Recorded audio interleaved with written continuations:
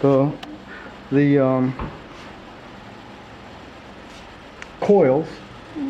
Okay, so you've got the motor controller here, and the throttle, and the brake thing, and the giant battery, and then the coils, and it's got the magnets inside the rotor, right?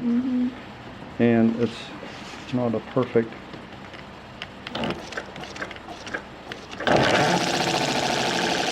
It's too close, so it's a little bit noisy.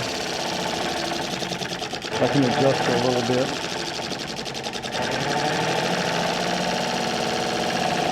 So it's running at a low speed. If I run it at a fast speed, it vibrates off the